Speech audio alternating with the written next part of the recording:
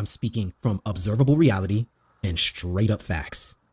Number one, the state is the alpha male within America and in general, and especially the so-called black community.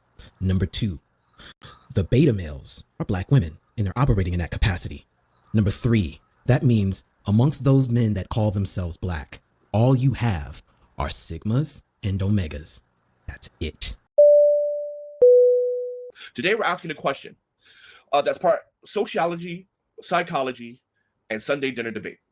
Why do most black men feel guilty about the struggles of black women, even when they didn't cause them? Bell Hooks once wrote in We the Real Cool that patriarchs sold black men a single-use definition of worth: control and provision. When you can't control a racist system, you turn inward. And when the women you love still suffer, guilt creep in. That's the psychology of the powerlessness. You internalize responsibility till you feel useful. And that's by Bell Hooks. But this story isn't about empathy. It's about how guilt became a group project, how it was baked into black masculinity, reinforced by trauma, and finally monetized by modern culture. History made it, psychology maintained it, and the algorithm weaponized it. By the end of this hour, we're going to unpack how guilt can be both a love language and a leash. Guilt, the brain, and the barbershop. Psychologists call guilt a moral emotion. It kicks in when you believe you violated your own values. It's nature's way of keeping the tribe together. But black men carry a special version. Even if you want to do a crime, we still feel that even when you didn't do the crime, we still feel the sentence. When a story breaks out, a brother being mistreating a sister, half of us sigh. Here we go again. And after half start rehearsing apologies, we don't know. In evolutionary terms, guilt motivates repair. In cultural terms, it can mutate into moral fatigue, aka black fatigue that we hear so much about recently. The exhaustion that comes from feeling responsible for fixing everything all the time. And I believe Nameless talks about that a lot, the John Henry syndrome. It's like emotional recycling. We keep reusing the same guilt because society won't give us new material. Here's a short history lesson in inherited guilt. After the emancipation, freedom from the fine print, be respectful, be the man of the house, prove you're human. This is what was touted in all the black homes right after slavery ended. Historian Darlene Clark Hine calls this the moral armor of manhood, a shield built from responsibility to restraint. When Jim Crow stripped away jobs and dignity, that armor turned inward. Protection became a measure of masculinity. Fast forward to W.E.B. Du Bois, the Talented 10. He basically says, brothers, when we must uplift the race by being perfect citizens. Translation, if anything goes wrong, it's Jermaine's fault, aka you niggas.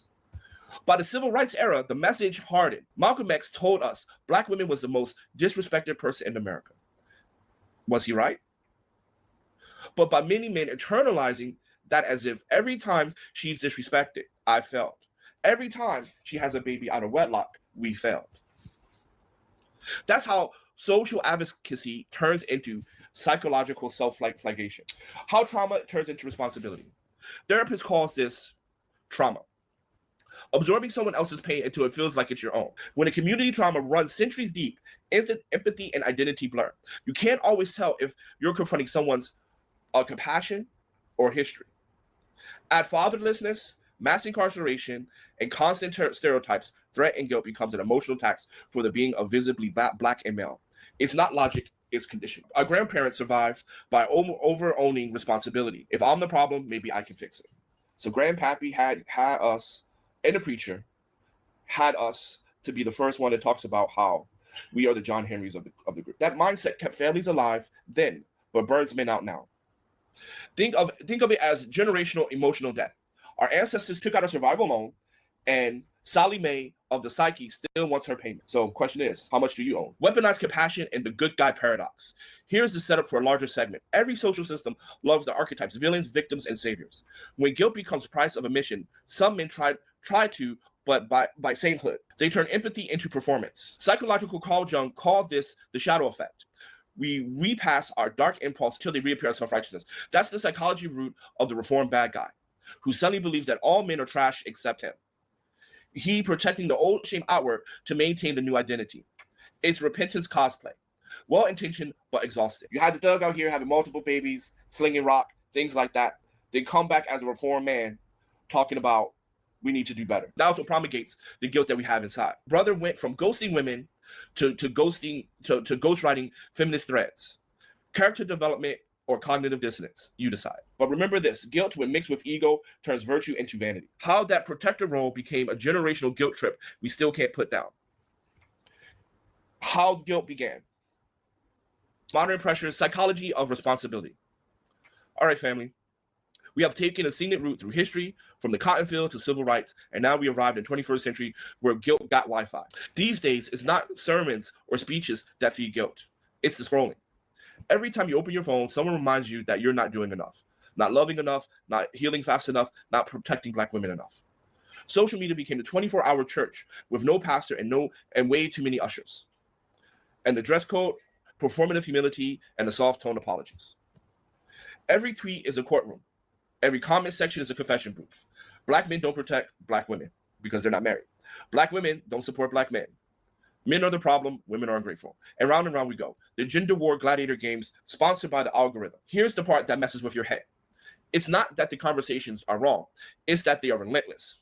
They don't allow space for growth, context, and God forbid, being human. You read enough that the guilt turns chronic. Black men start saying sorry for the things that they didn't do just to avoid being lumped in with those over there. That's not growth. That is group guilt survival mode. The empathy burnout. Psychologists calls this empathetic distress. When carrying too much turns into exhaustion. Brain starts to confuse awareness and accountability. When Black men see bad headlines, they see, oh, we failed again. It's empathy mixed with anxiety. A guilt cocktail shaken, not stirred. And some of us knocking them back, like happy hour specials. The guilt isn't fake. It's just misplaced. It isn't trying to solve centuries of pain with paragraphs of apology. That's like bringing stress ball to a house fire. The double consciousness. Du Bois called the double consciousness seeing yourself through your own eyes and the eyes of the world. Now, it's triple consciousness for the Black man. You see yourself through your own eyes, the world eyes, and your feed's eyes. Every post becomes a performance review. Did I say the right thing? Did I sound accountable enough? Did I hit the tone of woke but not worried? We're not healing. We're just auditioning. It's exhausting being both the defendant and the PR team. Redeem and righteousness. Let's talk about the reform bad guy again. Our brother from segment 2. The one who discovered feminism last Tuesday and now lectures everyone else like he's the Malcolm X of mindfulness. Look, growth is good, but sometimes guilt turns men into evangelists for their own redemption arcs. They start believing shame is the cure for all men's sin. So they weaponize morality, pressurizing our men to confess to crimes they didn't commit just to prove that they are allies. It's like a multi-level marketing, but for remorse. If I recruit 3 guilty friends, I unlock inner peace. This is what I call the virtue hustle. It looks progressive, but it's powered by guilt, not conviction.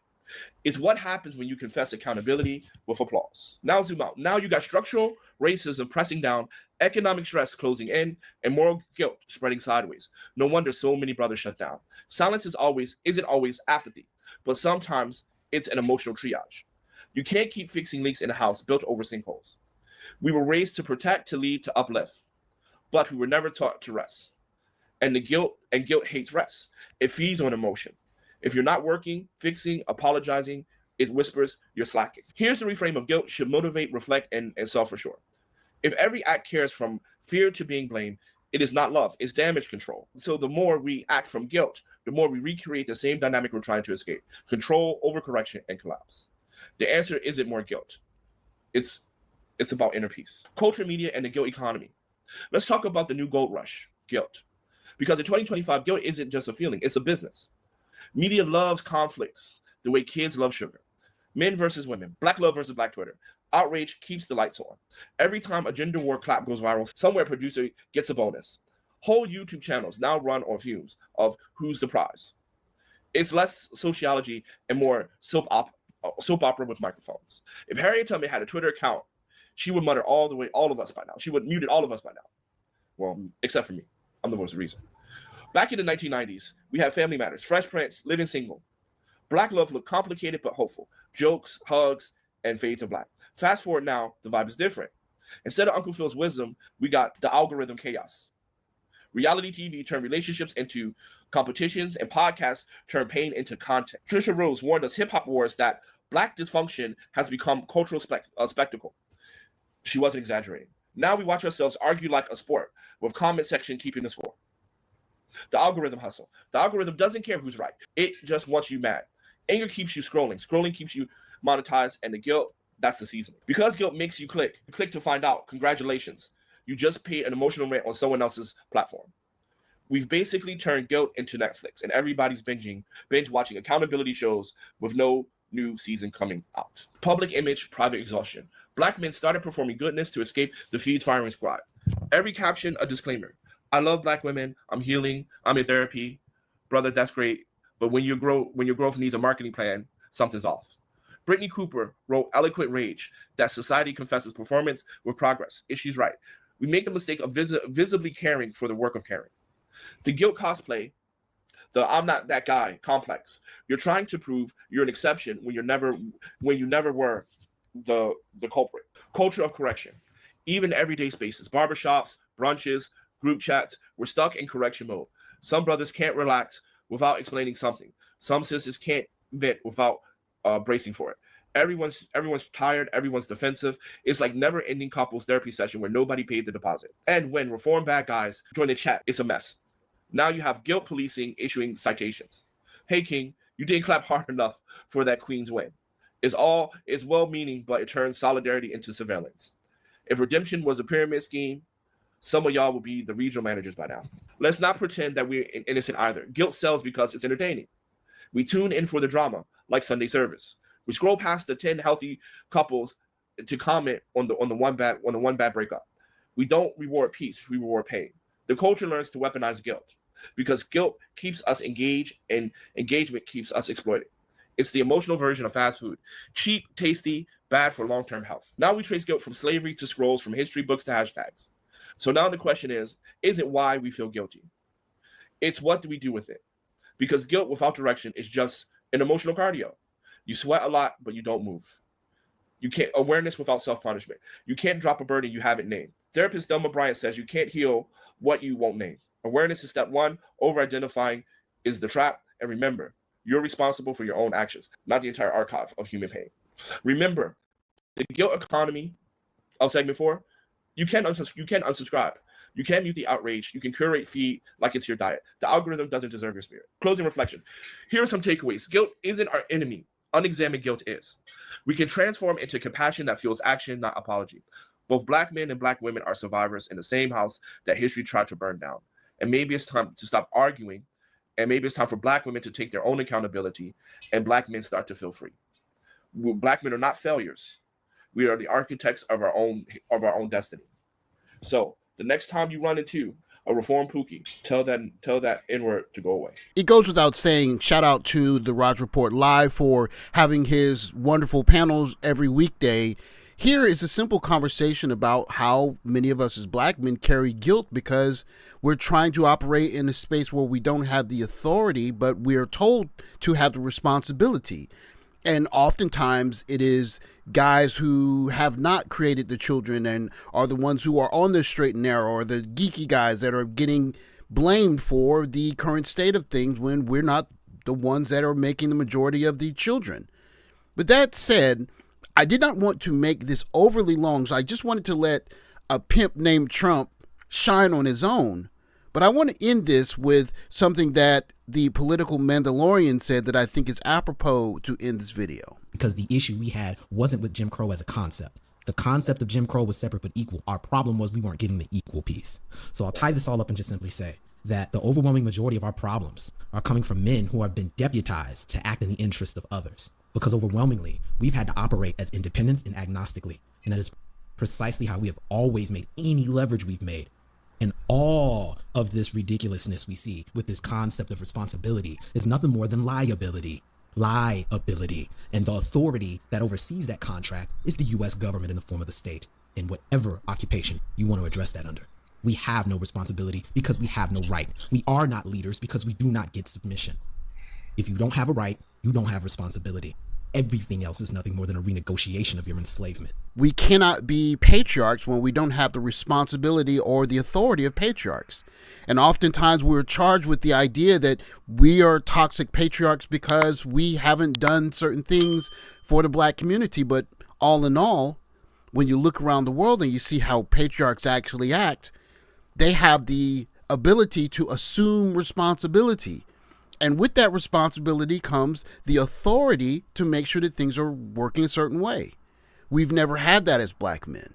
And when we carry the guilt of not having a functioning black community without the authority of telling people how things need to work in order to have a functioning black community, we carry Jermaine's guilt. Thanks for watching. Like, subscribe, comment below. Salute to Raj Report Live, and I'll catch you guys in the next video. Take care, guys.